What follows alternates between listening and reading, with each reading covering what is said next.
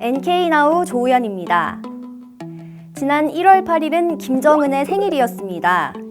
김정은은 지난해에 이어 올해도 자신의 생일을 공식 휴일로 지정하지 않았는데요. 하지만 그날 군인들은 원수님 탄생일이라는 이름하에 휴식을 취하며 부대별로 예술 공연 준비를 했다고 하는데요. 거리에는 한복을 차려입은 주부들이 나와 노래를 부르고 춤도 추며 축제 분위기를 조성했다고 합니다. 북한 주민들이 김정은을 생각하는 마음이 그만큼 큰 걸까요? 물론 아니죠. 이 모든 것은 북한 당국에서 김정은의 생일 경축 모임을 자발적으로 한 것처럼 꾸며라 라는 지시가 내려졌기 때문입니다. 추운 겨울철에 한복 차림으로 동원된 주부들은 고르고 골라 제일 추울 때 이게 무슨 꼴이냐며 김정은의 생일날을 비난했고, 이러한 지시는 올 5월에 실시될 당대회를 앞두고 김정은에 대한 충성심을 이끌어내기 위한 조치라고 전했습니다.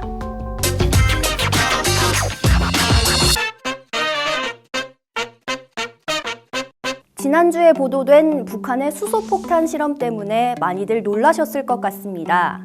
하지만 북한 주민들은 이 보도에 대해 조금 다른 반응을 보였다고 하는데요.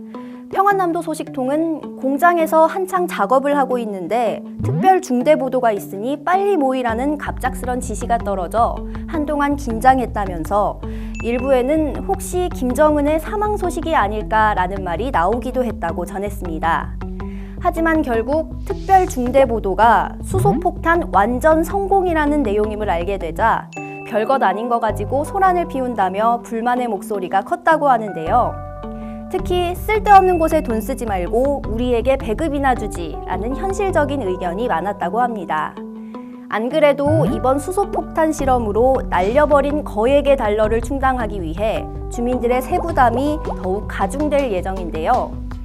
힘을 과시하려다 망신만 당한 수소폭탄 실험. 김정은이 깨달음을 얻는 계기가 됐으면 좋겠지만 아무래도 무리겠죠?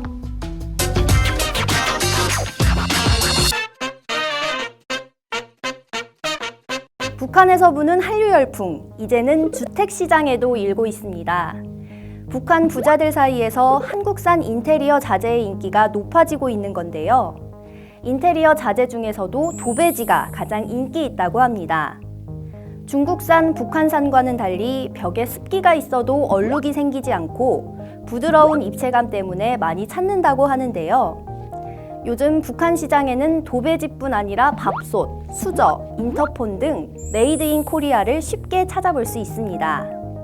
일부 주민들은 한국 기술을 모방해 북한 경제를 살리는 것이 김정은이 해야 할 일이라고 일침을 가하기도 한다는데요.